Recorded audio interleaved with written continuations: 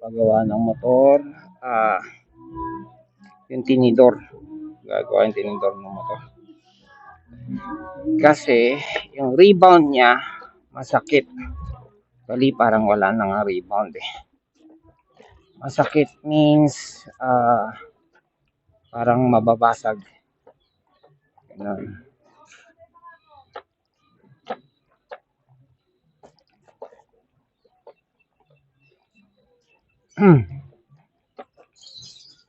So, as per JR Cambaog,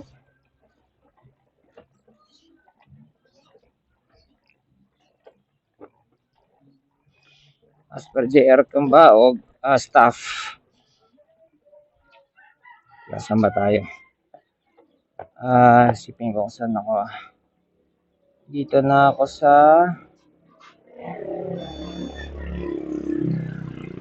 Dito na ako sa taas. Nasa taas. Una kong pupuntahan.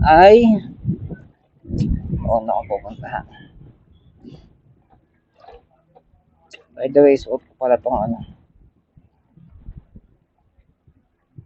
Kapag di na ako tatawid, dito ako bababa sa may simbahan. Lalabas ako ng simbahan. Yan, dito dadaan. Ayan yung fan sa leeg.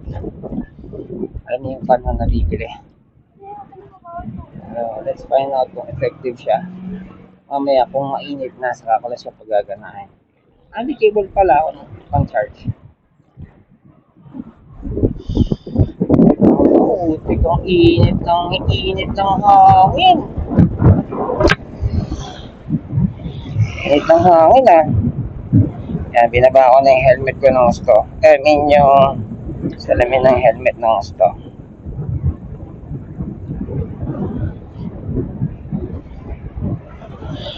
Kahapon yung lakad ko, hindi nakapag-charge. Diyan lang naman ako nagpunta. Yung 82 ko, naging 81. So, hindi naman kalayo ang pupuntahan mo ngayon. So, yeah. Nothing to worry about. Siguro kung SLA pa o. Pero ngayon, na tayo lithium. Sige. By the way, yung schedule ko for repair or for replacement ng battery, na-postpone baka sa weekend na daw. Tapos yung first time kong ginawa mag-isa, itong tawag na ito. Itong papa-overtaken lang tayo.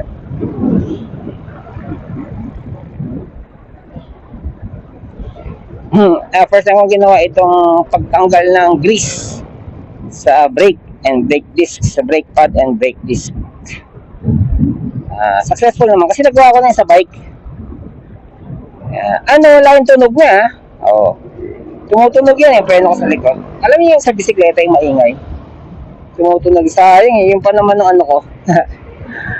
Yung pa naman ng pang tinakabusina ko sa mga tao na unaware sa kanilang paligid sa naglalakad. Anyways, so from 50% brake to I would say 80, no? 100%? 100% na. Kasi ginawa ko, nilinis ko yung brake pad.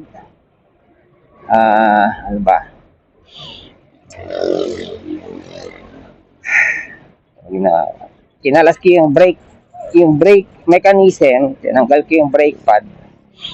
Tapos,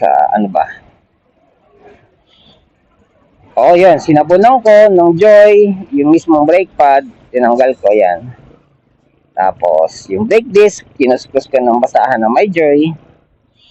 Yan, pinaikot ko, ganyan. Siya nga pala yung, since nagpalit ako ng gulong, sumasayad na siya pag center stand. So, kailangan maging careful kapag naka-stand tapos naka-on.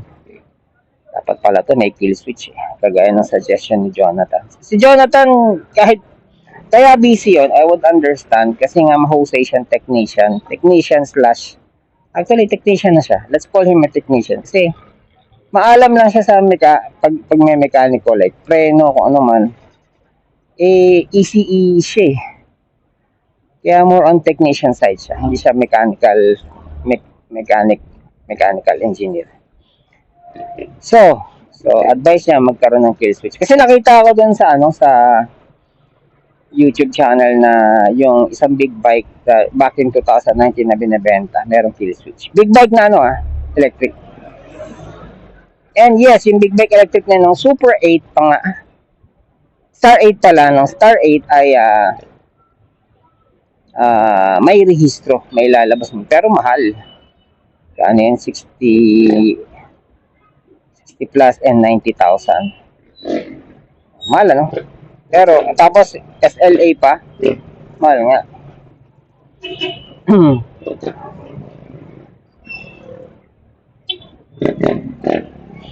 Nangyari nito sa bisikleta ko, sabi nila, yung bago ako nagpalit ng tinidor sa bisikleta, sabi nila, ano daw, papunta ka dito sa ganitong shop, sa Antipolo daw, kasi, proper, kasi hindi, lower lang naman to eh. May may nagre-repack, o hindi repack ang tawag eh. Overhaul po naman tawag doon,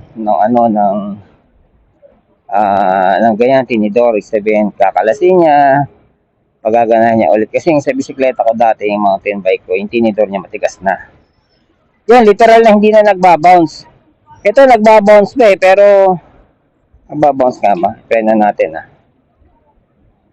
O yan put. Sorry Snowflakes. Nagbabounce, pero rinig niyo naman, di ba? Lumalagapak. Yan hindi. Lubak lang Pero pag pinreno mo, mararamdaman mo yung bearing. Nagpalit na ng bearing to eh. Palit na to ng bearing. Babasagin ko pa yung kapalit. Talang yung original na bearing nito buo pa. Pinalitan ko lang kasi bakit ko nga pinalitan? Yung tumutunog. Ganun din, tumutunog din pala. Tumutunog din, matigas din. Pero na nagpalit ng original bearing, medyo gumanda yung tunog. Ano ba release kayo? Medyo okay na Huwag lang mo talaga i-prena isagad. Yan diba? May ulit Yan ang sama Parang di kaya maluwag yun. Naman natin. Papaano na natin sa mekaniko. Nagwa-wonder ako kung one way to since dalawang tricycle yung nauna sa akin, so hindi one way. Kasi very common dun sila dumadaan dumiretso And walang sign na one way itong pakaliwa. Ano bang number ko? Number 3. Hindi naman gaanong paahon to. And hindi pa ako nag-aangkas kay teacher and namamalengke. So, I wouldn't say na humina. And kagabi, nag-road test ako ng preno, akit panawag ako dun sa main street sa amin. Yun, ahon talaga yun. Alam ko dati, panis yun. Kino-compare ko kasi before and after na nagpalit ng gulong ng goma. Kasi medyo lumaki Hindi medyo, lumaki-laki. Biro mo, dating 17, naging 90. 70 ba? 170 ba o 190? Tama, 17 naging 90 yung kapal ng gulong. So 20 cm times 2 yun kasi kapal ng gulong yun So 40 cm in total ay kinapal ba, taas din yun. Ayan.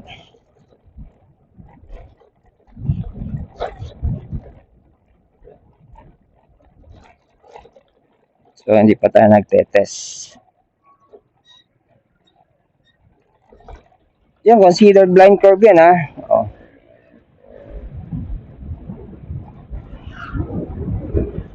Yan yung tricycle na dumiretso kanina. Parang favorite niya lang dyan dumaan Baka less humps. Sanay na ako dun dumadaan sa kaliwa. Maybe one of these days try kong kumanan doon. Anyways, may suki na ako dito na. Hindi, tanong muna tayo dito sa... Hindi, unahin ko yung suki ko. Hindi ako masaya sa gawa niya sa ano eh. Sa MDL eh. Medyo BRB Barubels. Pero he got the job done. Nagkailaw. Hindi lang talaga pulido. I don't know yung mekaniko dito. Siya kasi, kaya ko siya pinatulan dahil hindi siya nag-discriminate. Ano na, electrical, marunong na siya sa electrical yung ginawa niya. So, why would he discriminate after all? Electric to. And itong itatry ko ngayon, try natin kung kakagat Wala. Ano, busy. Kailangan bakante. Magbabaybay tayo ng mga motor shop dito. Saan tayo makakita.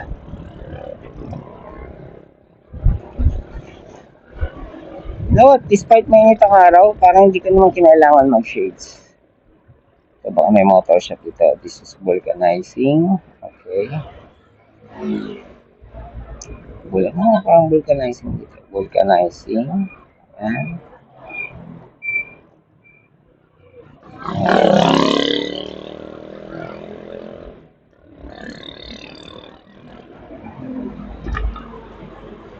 Kakay tinidor. Rebound. Re-rebound ka yung tinidor. Okay, -1. Dapat meron akong speaker na malakas eh. Kunwari motor eh. Baka na-discriminate tayo.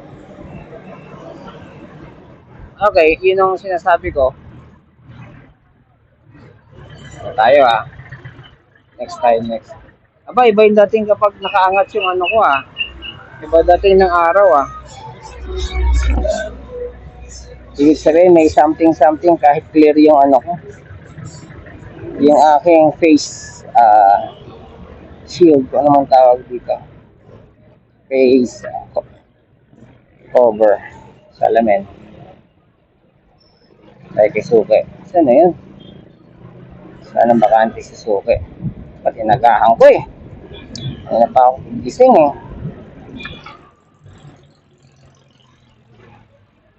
Nagre-rebound ka ang tinidor? Rebound? Nagre-rebound ka ang tinidor? Remote? Rebound, yung tinidor. Yung tinidor parang, ayan, tema. Yung naglalaro? Yeah, sige. Gawin natin. Sa tingin mo, kailangan na yan,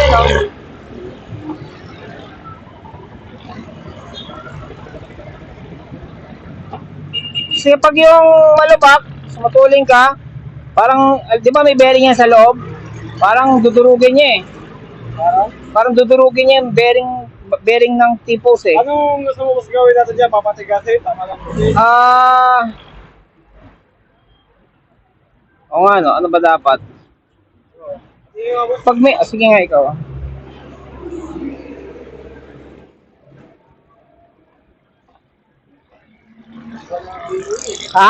Buka na yung bearing.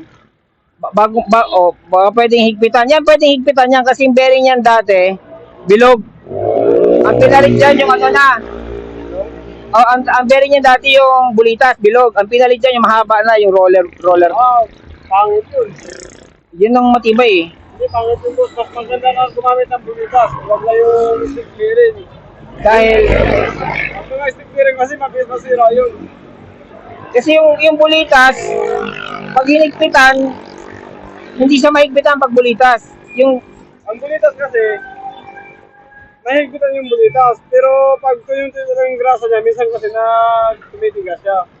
Ito, matakaw to sa luwag at saka mabilis masira to. Yung mga yung dating bearing. Higpit na lang ito ngayon. Luluwagan naman to. Pag hinigpitan natin. Pero yung tinidor ko ba may problema o okay lang? Yung tinidor? May shocks? Kasi pag yung halimbawa, saan ba kami nagpunta? Sa C5. Yung track lane, di ba? Malubak yon. Parang mababasag yung bearing niya. Hindi. Ito talaga, at maganda itong ganitong laro, ganyan, oh. Maganda yan. Kasi pag matigas yan, pagdating sa lubak, dito na ano yan. Pag matigas.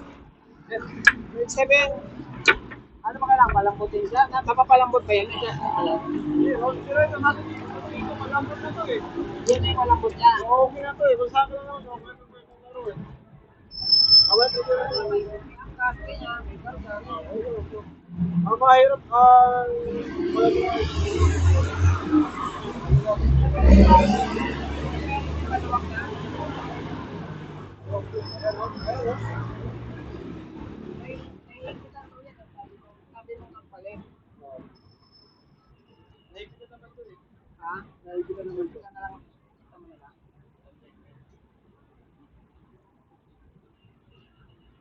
yan tawagan sila.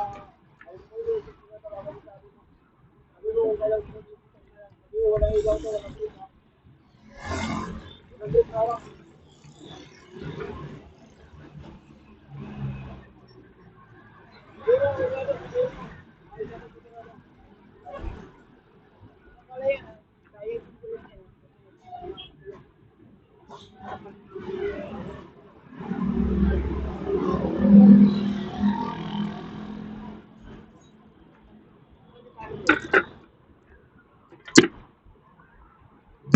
Kala ko pa naman makapag ano ako. Eh kung magkano kaya ako yung tingin ako ng tinidor na ano.